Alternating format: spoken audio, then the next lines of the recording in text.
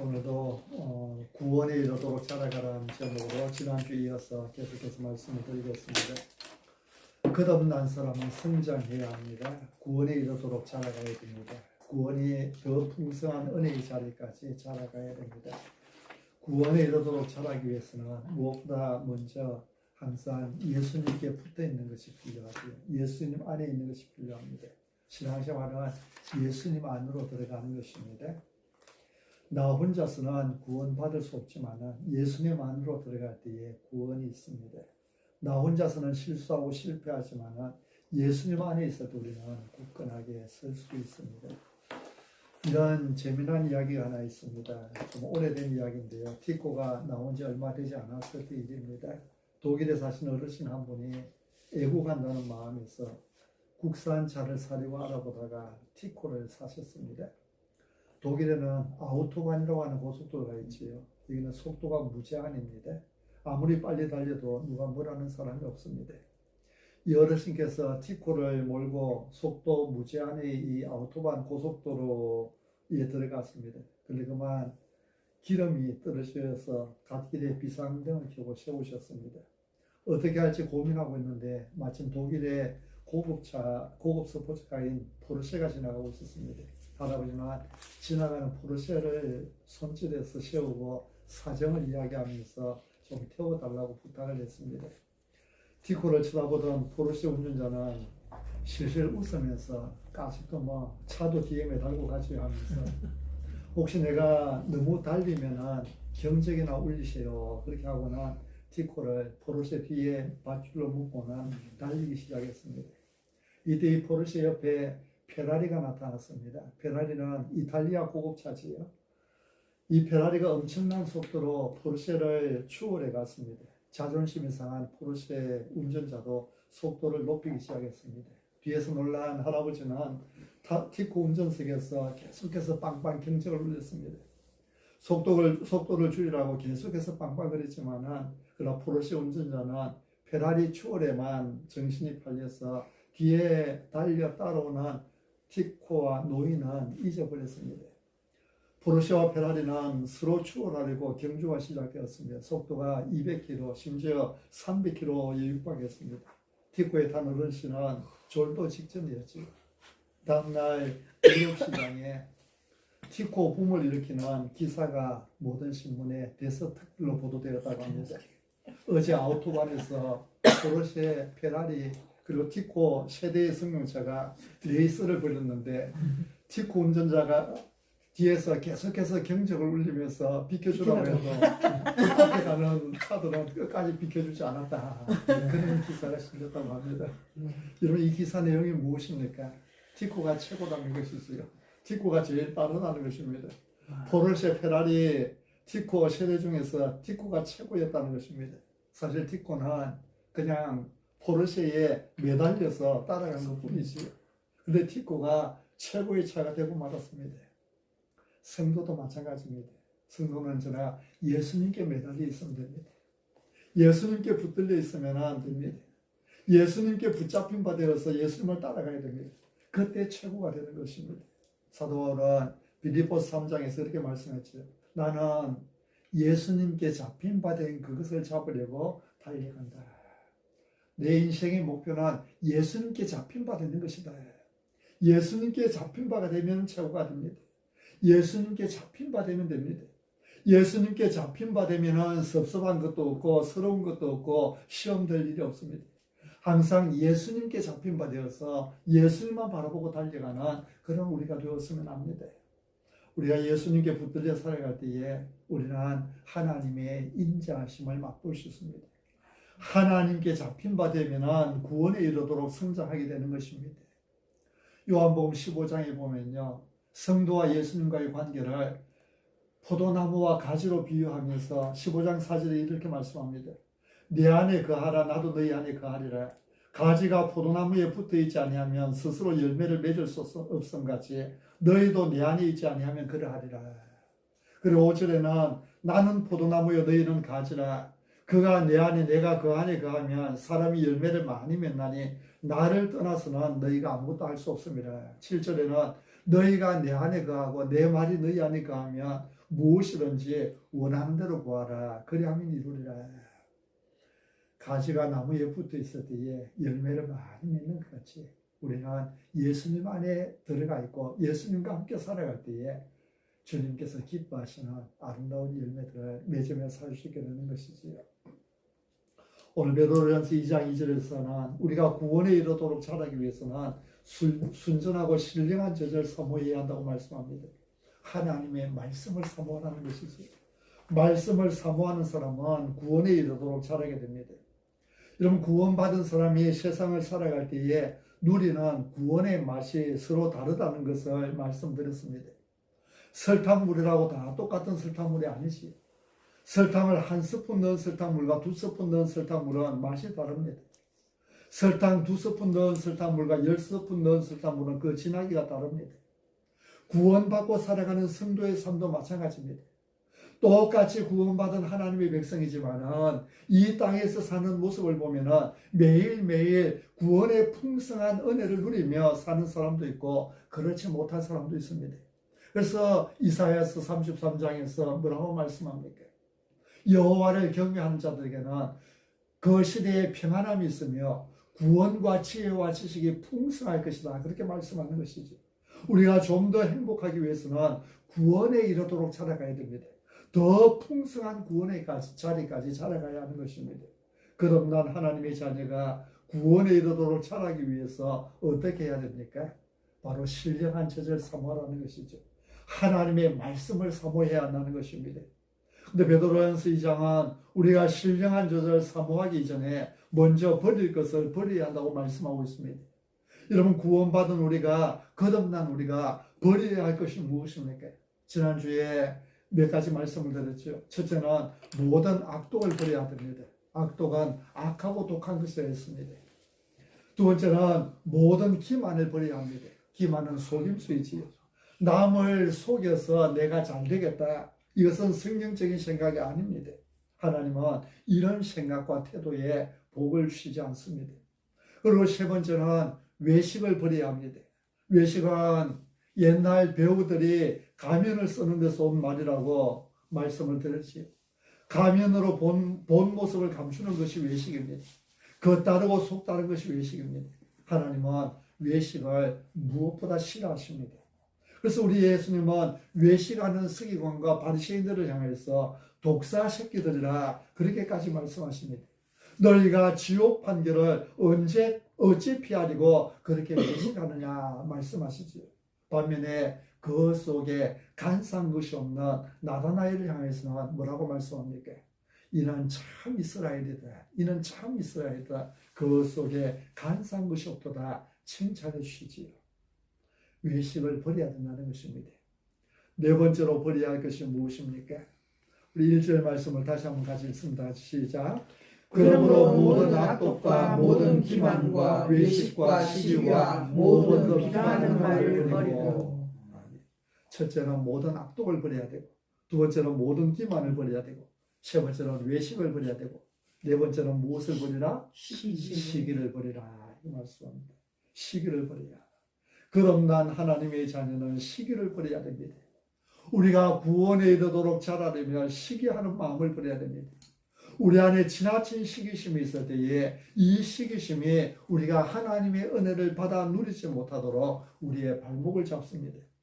여러분, 시기가 무엇입니까?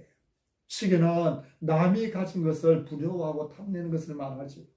남이 가진 것을 부러워하는 정도까지는 괜찮습니다. 그런데 이 시기심이 도를 넘게 되면 죄가 되는 것입니다. 우리나라 속담에 사촌이 논을 사면 배가 아프다 했지. 사촌이 논을 사면 배가 아프다. 여러분, 사촌이 논을 사면 축하해 줘야지요. 사촌이 논을 사면 축하해야지 왜 배가 아픕니까? 사촌이 나보다 잘 되는 꼴을 못 보게 하는 것이지. 이것이 시기심입니다.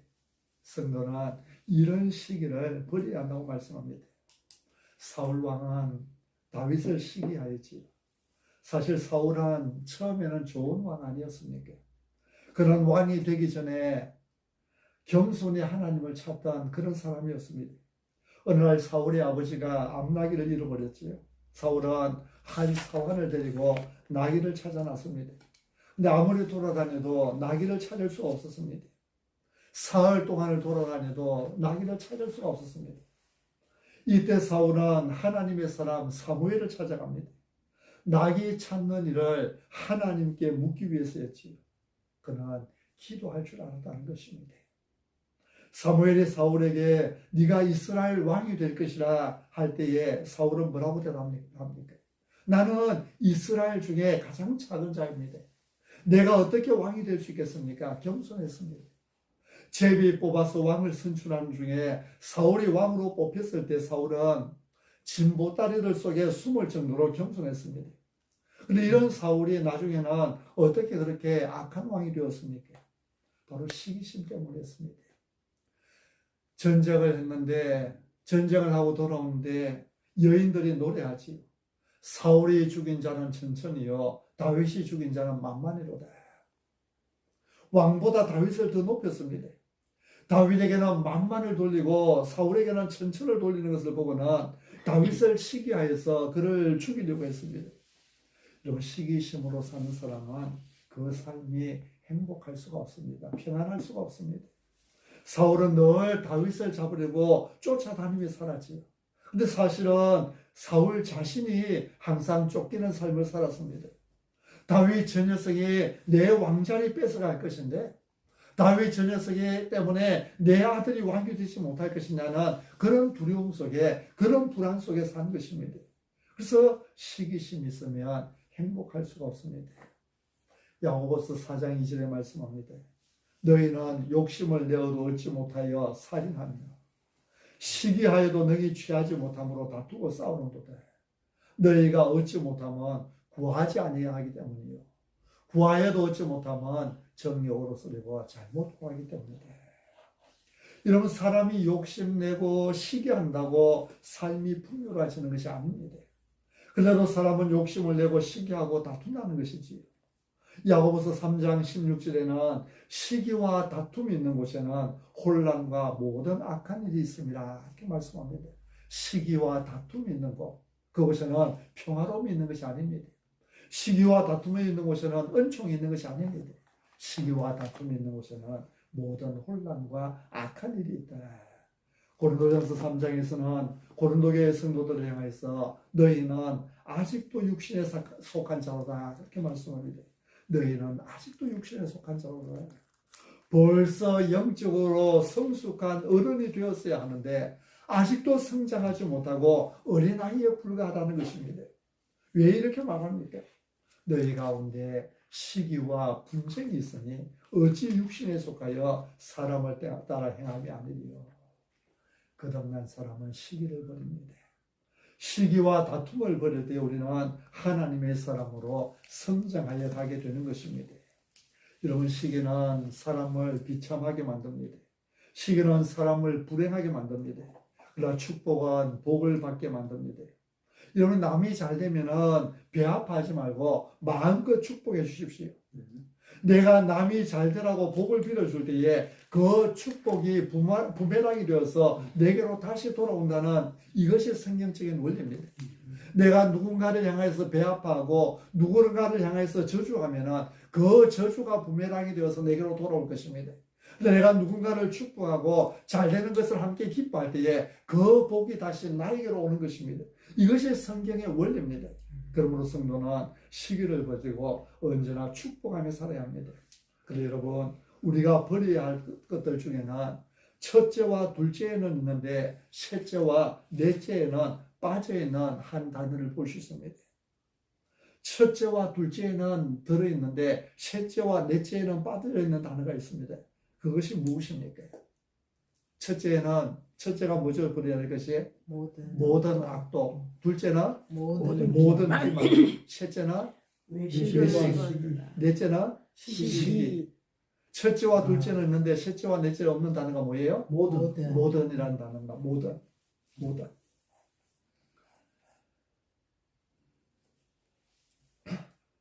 모든이라고 하는 단어. 첫째는 모든 악독을 버리라고 했습니다. 둘째는 모든 기만을 버리라고 했습니다. 근데 셋째와 넷째는 이 모든이 빠지고 그냥 외식과 시기를 버리라고 했습니다. 무슨 말입니까? 악독과 기만은 예외가 없습니다. 악독과 기만은 무조건 버려야 됩니다. 속임수는 무조건 버려야 됩니다. 악한 의도를 가진 그 마음은 무조건 버려야 됩니다. 그러나 외식과 시기에는 모든이라는 말이 없습니다. 예외가 있을 수 있다는 말이지. 우리는 외식을 버려야 하지만은 그렇다고 우리 속에 있는 것들을 다 드러내놓고 살아서는 안 됩니다. 겉과 속이 달라서는 안 되지만은 그러나 속에 있는 거 다 드러내면 안 된다는 것입니다. 좋지 못한 외식은 버려야 합니다. 그러나 내 속에 있는 것들을 다 드러냈을 때에 오히려 덕이 되지 않을 때는 적당히 감추며 살아야 됩니다. 속에 있는 거 다 드러내며 살면 지혜롭지 못한 거예요. 때로는 이것이 누군가에게 상처를 준다든지 내 속에 있는 말을 다 퍼부으면 덕이 되지 못할 때는 감출 줄 아는 이것이 성경이 우리에게 가르쳐주는 지혜인 것입니다. 시기도 마찬가지지요. 시기가 때로는 사람을 불행하게 만들기도 하지만 그러나 적절한 시기심은 사람이 더 열심히 살아가도록 자극하고 도전을 주기도 합니다. 그래서 부정적인 시기는 버려야 하지만 긍정적인 시기는 필요한 것입니다. 적당한 경쟁력은 좋은 거예요. 사람이 경상도 말로 애살이라 그러지요. 게임을 할 때에 적당한 애살이 있는 것은 좋습니다. 그래서 외식과 시기에는 모든이라고 하는 말이 빠져 있는 것입니다. 우리가 버려야 할 마지막 5번째는 무엇입니까? 모든 비방하는 말을 버리고 모든 비방하는 말을 버리라고 말씀합니다. 여러분 여기에도 모든이라고 하는 수식어가 붙어 있다는 것을 기억하십시오. 비방하는 말에는 예외가 없습니다. 비방하는 말은 어떤 말이든지 다 버려야 합니다. 여러분 비방하는 것이 무엇입니까? 이에 대해서는 더 설명할 필요가 없지요. 한마디로 비방은 다른 사람들을 악평하고 험담하는 것입니다. 우리 하나님은 비방하는 말을 결코 기뻐하지 않으십니다. 그러기에 비방하게 되면 하나님의 은혜와 축복에서 벗어나게 됩니다. 우리가 창세기 9장을 읽어보면요. 홍수 후에 방주에서 나온 노아와 그 가족들이 살아가는 이야기를 읽을 수 있습니다. 노아가 농사를 시작하여서 포도나무를 심었는데 어느 날 노아가 포도주를 마시고 취하여서 벌거벗은 채로 장막 안에 누워 있었습니다. 여러분 이게 무슨 추태입니까? 만약 노아의 손주들이나 며느리가 보았다면 얼마나 민망해졌겠습니까? 근데 마침 아버지가 이렇게 취해서 벌거벗고 누워있는 모습을 함이 보았습니다. 노아의 시아들 중에 함이 아버지가 하체를 드러내놓고 누워있는 그 모습을 보고는 밖으로 나와서 그의 두 형제 셈과 야벳에게 이야기했습니다. 아버지를 비방한 것이죠. 그런데 이때 셈과 야벳은 함의 이야기에 맞장구 치지 않았습니다. 아버지가 술에 취해서 벌거벗고 누워있더라 그 이야기에 맞장구 치지 않았습니다. 셈과 야벳은 어떻게 했습니까? 옷을 가져다가 자기들의 어깨에 메고 뒷걸음질 쳐서 들어가서 아버지의 하체를 옷으로 덮어주었습니다. 함은 아버지를 비방함으로 인해서 결국 하나님의 은혜와 복을 받는 삶에서 멀어지게 됩니다. 함은 노아로부터 저주를 받게 되죠. 성경은 계속해서 내 이웃을 비판하거나 비방하지 말라고 계속해서 말씀합니다. 마태복음 7장에 예수님은 말씀합니다. 비판을 받지 아니하리거든 비판하지 말라. 너희가 비판하는 그 비판으로 너희가 비판을 받을 것이요 너희가 헤아리는 그 헤아림으로 너희가 헤아림을 받을 것입니다. 로마서 2장 1절에서는 그러므로 남을 판단하는 사람아 누구를 막론하고 네가 핑계하지 못할 것은 남을 판단하는 것으로 네가 너를 정죄함이니 네가 같은 일을 행함이니라. 우리가 한 번씩 정치계에 무슨 일들이 있을 때마다 요즘은 과거에 했던 말들을 잘 소환하지 않습니까? 과거에는 네가 그렇게 이야기해놓고 네가 지금 그 입장이 되니까 그 말이 지금 내가 걸리는 것입니다. 우리가 누군가를 비방하는데 나도 내가 했던 그 말에 내 자신이 걸려서 넘어지게 되는 것입니다. 네가 지금 누군가를 비판하는데 비판하는 그 말을 가지고 너 자신도 걸려들게 될 것이다. 로마서 2장 1절, 마태복음 7장에서 하시는 말씀이 그 이야기 아닙니까? 야고보서 4장 11절에는 형제들아 서로 비방하지 말라. 형제를 비방하는 자나 형제를 판단하는 자는 곧 율법을 비방하고 율법을 판단하는 것이라. 네가 만일 율법을 판단하면 율법의 준행자가 아니요 재판관이로다. 입법자와 재판관은 오직 한 분이시니 능히 구원하기도 하시며 멸하기도 하시느니라. 너는 누구이기에 이웃을 판단하느냐? 너는 누구이기에 이웃을 판단하느냐? 판단할 자격을 갖추신 분은 오직 하나님 한 분 외에는 없다는 것입니다. 여러분, 말은 사람을 살리기도 하고 죽이기도 하지요. 잠언 15장 4절에 온순한 혀는 곧 생명나무라 그렇게 말씀하셨습니다. 잠언 12장 18절에서는 지혜로운 자의 혀는 양약과 같으니라. 잠언 16장 24절에서는 선한 말은 꿀송이 같아서 마음에 달고 뼈에 양약이 되느니라. 사람이 하는 말은 사람을 살리는 말이 되고 사랑의 말은 사람의 인생을 회복시키고 복되게 만드는 결정적인 열쇠가 되는 것입니다. 그래서 에베소서 4장 29절 말씀합니다. 물어 더러운 말은 너희 입 밖에도 내지 말고 오직 덕을 세우는 데 소용되는 대로 선한 말을 하여 모든 듣는 자들에게 은혜를 끼치게 하라. 성도들의 입에서는 듣는 자들에게 은혜를 끼치는 말들, 그 말들이 나와야 된다는 것입니다. 조지 물러라는 사람이 있습니다. 5만 번 이상 기도 응답을 받았다고 하는 분이지요. 기도의 아버지 조지 물러입니다. 이 조지 물러는 평생 동안 아름답게 쓰임받은 복된 사람입니다. 그런 3,000명이 넘는 고아를 기른 고아의 아버지였습니다. 하지만 조지 물러가 청소년 시절에는 동네에서 알아주는 불황자였다는 것입니다. 아버지의 돈을 훔치고 거짓말을 일삼고 친구와 어울려서 유흥업소와 경찰서를 자기 집처럼 들락거리다가 결국은 교도소를 다녀오기도 했습니다. 이런 그의 마음을 잡기 위해서 오늘날 기독교 역사에 빛나는 성자가 되게 한 것은 말 한마디였습니다. 얘야, 나쁜 버릇을 하루아침에 고칠 수는 없지만 하나님은 한 번 택한 사랑하는 자녀를 절대로 버리지 않으신단다. 너는 하나님의 귀한 사람이고 귀한 자녀란다. 낙심하지 말고 노력하면 너는 반드시 훌륭한 사람이 될 거야. 어느 날 이 동네 불황자 같은 조지 뮬러 어린 아이에게 그 동네 목사님이 그에게 한 말이었습니다. 이 말이 조지 뮬러의 삶을 변화시켰습니다. 만일 조지 뮬러가 비방하는 말 속에만 살았다면, 그래서 계속해서 교도소를 들락거리며 살았다면 그에게는 소망이 없었을 것입니다. 그러나 사랑이 담긴 이 한마디 말은 그의 생애를 아름답게 변화시킬 수 있었습니다. 불황자로 살다가 인생을 마칠 수밖에 없는 그 어린 소년에게 동네 목사가 전해주었던 그 한마디 말이 고아의 아버지가 되고 5만 번이나 하나님께 기도 응답을 받는 그런 사람으로 만들어 주었던 것입니다. 그렇습니다. 비방하는 말은 모두를 불행하게 하지만 사랑의 말은 말하는 사람, 듣는 사람 모두를 살리는 말입니다. 그래서 에베소서 4장 31절에서 말씀합니다. 너희는 모든 악독과 노함과 분냄과 떠드는 것과 비방하는 것을 모든 악의와 함께 버리고 비방하는 것을 버리라고 말씀합니다. 고린도서 12장 20절에서는 내가 갈 때에 너희를 내가 원하는 것과 같이 보지 못하고 또 내가 너희에게 너희가 원하지 않는 것과 같이 보일까 두려워하며 또 다툼과 시기와 분냄과 당짓는 것과 비방과 수건거림과 거만함과 혼란이 있을까 두려워하고 내가 너희에게 갈 때에 너희에게서 비방하는 것을 보지 않았으면 좋겠다. 다툼과 시기와 분냄과 당짓는 것과 비방하는 것, 수군거림, 거만함, 혼란을 보지 않았으면 좋겠다. 이렇게 이야기하지. 디도서 3장 2절에는 아무도 비방하지 말며 다투지 말며 관용하며 범사의 온유함을 모든 사람에게 나타낼 것을 기억하게 하라. 이렇게 말씀합니다. 너는 왜 매일 그 모양이니?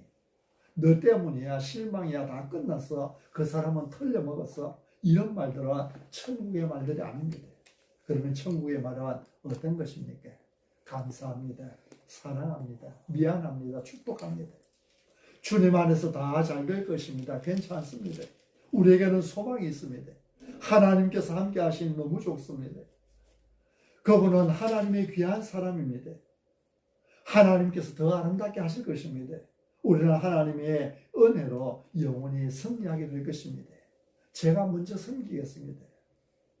우리는 거듭난 하나님의 자녀입니다. 그러므로 모든 비방하는 말을 버리고 천국의 언어, 살리는 말을 하며 사시기 바랍니다. 그래야 구원에 이르도록 잘할 수 있습니다. 여러분, 우리가 구원에 이르도록 성장하기 위해서는 버릴 것을 버려야 합니다. 우리가 성장하기 위해서 버려야 할 것이 무엇입니까? 모든 악독과 모든 기만과 외식과 시기와 모든 비방하는 말을 버리고, 버릴 것을 버리고 나면 그 다음에는 어떻게 해야 됩니까? 갓난아기들 같이 순전하고 신령한 젖을 사모하라. 순전하고 신령한 젖을 사모해야 됩니다. 순전하고 신령한 젖이 무엇입니까? 바로 하나님 말씀이지. 거듭난 하나님의 자녀들은 하나님의 말씀을 사모해야 합니다. 갓난아기들이 엄마의 젖을 찾듯이 하나님의 자녀는 하나님의 말씀을 찾아야 됩니다. 그래야 잘할 수 있습니다. 2절에 순전하고 신령한 젖이라고 했지요. 순전하다는 것은 오염되지 않았다는 것입니다. 한 가지밖에 모른다는 것이죠. 갓난 아기들이 바라는 것은 한 가지밖에 없습니다. 바로 엄마의 품입니다. 또 신령하다는 것은 영적인 것을 뜻합니다. 하나님의 자녀들인 우리는 그렇게 신령한 하나님의 말씀을 사모해야 됩니다. 사람에게는 반드시 양식이 있어야 되죠. 밥이 있어야 됩니다. 밥이 없으면 빵이나 라면이라도 있어야 됩니다. 옛날에 어떤 사람이, 애들이 그런 이야기를 했다 하죠. 밥이 없어서 굶고 있다고 하니까 밥 없으면 라면 끓여 먹으면 되지. 그럼 사람은 밥을 먹든 빵을 먹든 떡을 먹든 라면을 먹든 먹어야 살 수 있습니다. 먹어야 에너지를 얻을 수 있습니다. 밥이 없으면 에너지를 얻을 수 없고 살 수가 없지요. 그런데 마태복음 4장 4절에서 주님은 뭐라고 말씀합니까? 예수께서 대답하여 이르시되 기록되었으되 사람이 떡으로만 살 것이 아니요 하나님의 입으로부터 나오는 모든 말씀으로 살 것이라 했는데, 사람이 밥을 먹지 않고 또 물을 마시지 않고는 살 수 없습니다. 근데 이런 육적인 양식보다 더 중요한 것이 있습니다. 바로 영의 양식이죠. 그래서 주님은 사람이 떡으로만 사는 것이 아니요 하나님의 입에서 나오는 모든 말씀으로 사는 것이라 말씀하시는 것이죠. 사람은 때가 되면 밥을 먹고 음식을 먹어야 됩니다. 마찬가지로 우리의 영도 밥을 먹어야 합니다. 영의 밥, 영의 양식이 무엇입니까? 하나님의 말씀이지요. 사람이 신령한 젖을 사모할 때에 구원에 이르도록 자라게 됩니다. 신령한 젖을 사모할 때에 하나님의 은혜의 자리로 깊이 나아가게 되는 것입니다. 사람이 영혼이 건강하면 범사에 복이 됩니다. 요한 3서 2절에 그렇게 말씀하죠. 사랑하는 자여 내 영혼이 잘됨 같이 네가 범사에 잘되고 강건하기를 간구하노라. 영혼이 잘 될 때에 범사가 잘 된다는 것이죠. 또 영혼이 잘 될 때에 몸도 건강하게 됩니다. 영혼이 잘 되려면 어떻게 해야 됩니까? 말씀을 사모해야 됩니다. 말씀을 가까이 해야 됩니다. 말씀을 가까이 할 때 은혜를 받고 영혼이 강건해지는 것입니다. 사랑하는 성도 여러분, 하나님의 말씀이 우리 영혼에 순전하고 신령한 젖입니다. 우리가 말씀의 젖을 먹을 때에 우리 영이 자라고 믿음이 자라고 구원의 풍성함을 누리게 되는 것입니다. 말씀은 우리의 삶을 더욱 풍성하게 주는 신령한 은혜의 젖인 줄 아시기를 바랍니다.